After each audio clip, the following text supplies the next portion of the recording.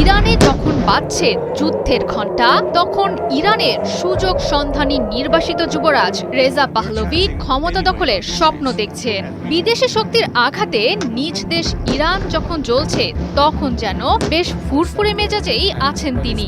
সামাজিক মাধ্যম এক্সে দেখা গেল আমেরিকায় বসবাসরত ইরানের নির্বাসিত যুবরাজ রেজা পাহলভির সরব উপস্থিতি। বিবৃতি দিলেন দখলদার ইসরায়েলের সপক্ষে, জানালেন মার্কিন ও ইসরায়েলি হামলা দেশের জনগণের বিরুদ্ধে নয়, বরং আয়াতুল্লাহ খামেনির কর্তৃত্ববাদী শাসন ব্যবস্থার বিরুদ্ধে। তার ভাষ্যমতে ইরানের দীর্ঘদিন ধরে চলে আসা দমনমূলক রাষ্ট্রযন্ত্রের গোড়া উপড়ে ফেলতে মিশনে নেমেছে আমেরিকা ও তার ঘনিষ্ঠ মিত্র ইসরায়েল। পাহলভির এমন আচরণ বলে দেয় যেন বহুদিন ধরেই এই মুহূর্তের অপেক্ষায় ছিলেন তিনি। ইরান এই যুদ্ধে পরাজিত হলে ক্ষমতায় বসার স্বপ্নে বিভোর ট্রাম্প নেতানিয়াহুর এই বন্ধু।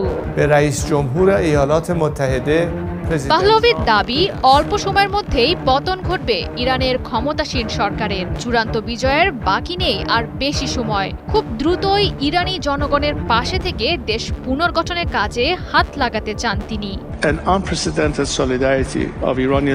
রাজনীতির ময়দানে সবসময় ইরানের শেষ শাহ অর্থাৎ পিতা মোহাম্মদ রেজা শাহ পাহলভির পদাঙ্ক অনুসরণ করে এসেছেন রেজা পাহলভি। বাবার মতোই পরিচিতি পেয়েছেন আমেরিকার ঘনিষ্ঠ বন্ধু হিসেবে। পেজেশকিয়ান সরকারের সমালোচনা করে চলতি বছরের জানুয়ারিতে ইরানে সংঘটিত তীব্র সরকার বিরোধী আন্দোলনকে আরও উস্কে দেন তিনি।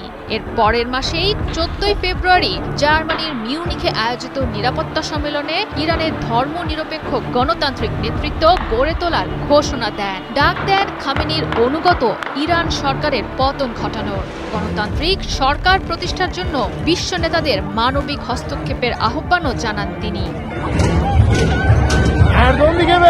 সম্মেলনটির ঠিক 2 সপ্তাহ পরেই ইরানে আগাম প্রতিরোধমূলক তকমার মোড়কে হামলা চালিয়ে বসল ইসরায়েল। তবে নিজ দেশে আঘাতের খবরে যেন বেশ খুশিই হয়েছেন পশ্চিমা চরখ্যাত পাহলভি। তার ভাষ্যমতে ইরানের জনগণকে সহায়তা করার প্রতিশ্রুতি অবশেষে রক্ষা করেছেন ট্রাম্প। দেশে চূড়ান্ত পরিবর্তন আনার জন্য দেশবাসীকে এগিয়ে আসার আহ্বান জানান। তবে নিরাপত্তার স্বার্থে আপাতত সবাইকে ঘরে থাকার নির্দেশনা দিয়েছেন তিনি। যোগাযোগের মাধ্যম হিসেবে ইন্টারনেট পরিষেবা বন্ধ হয়ে গেলে স্যাটেলাইট চ্যানেল আর রেডিওর মাধ্যমে জনসাধারণকে তার বার্তা অনুসরণ করার নির্দেশনা দেন। দেশের সাধারণ জনগণের সর্বোচ্চ সুরক্ষা নিশ্চিত করার বার্তা ছুড়ে দেন আইন শৃঙ্খলা বাহিনীর প্রতি। ইরানে হামলার ঘটনায় মার্কিন প্রেসিডেন্ট ডোনাল্ড ট্রাম্পকে ধন্যবাদ আর কৃতজ্ঞতা জানিয়েছেন পাহলভি। তার দাবি অনুসারে ইরানের জনগণ হলো আমেরিকার বন্ধু।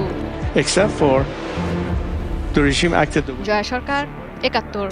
We have a temporary retreat, but people are continuing the struggle. They're continuing to